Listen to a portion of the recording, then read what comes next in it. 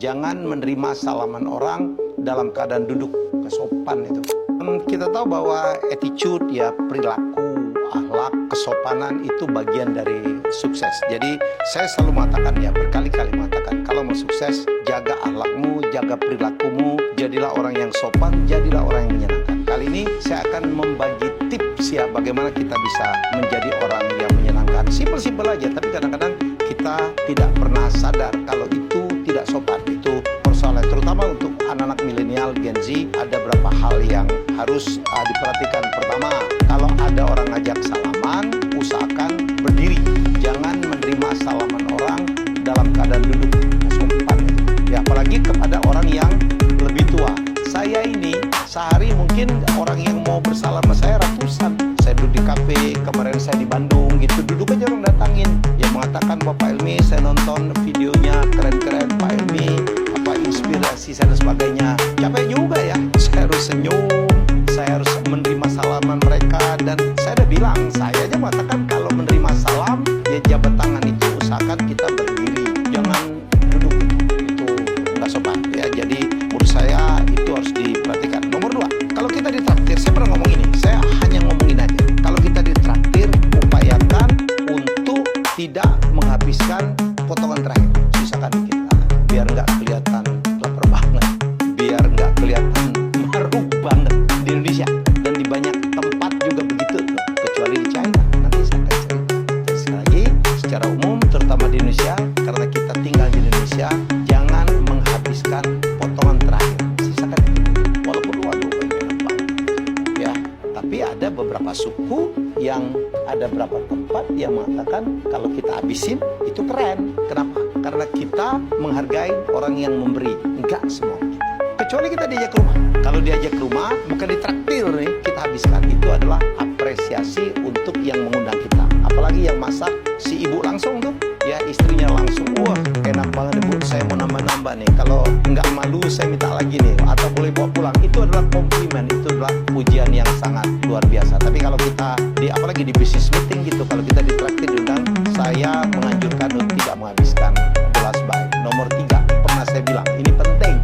Kalau kita ditraktir nih, upayakan kita memesan makanan menu yang paling murah, ya, atau minimal, ya, jangan sampai memesan makanan atau apa pesanan yang lebih mahal dari orang yang menraktir. Yang traktir pesennya tahu, ikan, kita wagyu gitu.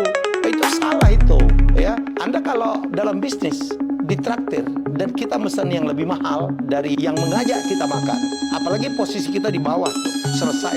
Wah, ini orang tidak tahu respect, tidak tahu menghargai orang, ya. Jadi sekali lagi, kadang-kadang dengan cara makan aja kita tuh dites loh, kita tuh dites, ya. Kadang-kadang banyak sekali deal bisnis nggak jadi karena cara makan kita yang salah, bersuara, bersendawa, gitu, itu nggak sopan.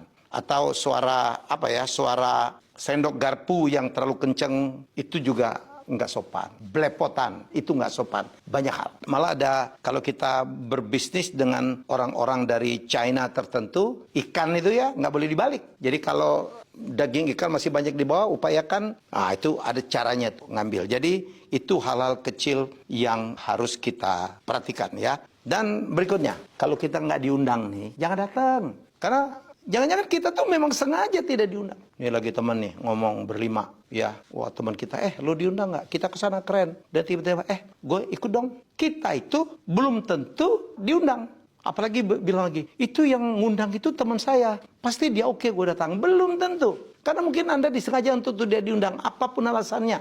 Mungkin kita tuh pribadi yang menyebalkan. Atau mungkin ada sesuatu yang mereka bahas yang kita tidak perlu tahu. Ya udah, berapa tuh tips-tips? Kecil-kecil ya. Nomor berikutnya, ya, saya tahu sekarang era digital, pembayaran digital. Kalau kita di China ya, wah, WeChat Pay, Alipay harus tuh. Tapi upayakan di negeri yang paymentnya semua sangat digital, upayakan pegang cash sekecil apapun. Karena kadang-kadang ada miss tertentu tuh, tiba-tiba jaringan internetnya nggak jalan, ya, dan sebagainya, ya. Jangan kita ngerepotin orang karena kita ingin membayar, udah terpakai jasanya, ternyata digital kita tidak jalan, ya, karena itu tidak bagus, itu akan nggak oke lah itu, ya. Dan terakhir, selalulah berpakaian yang pantas. Anda boleh berpakaian santai, tetapi pantas.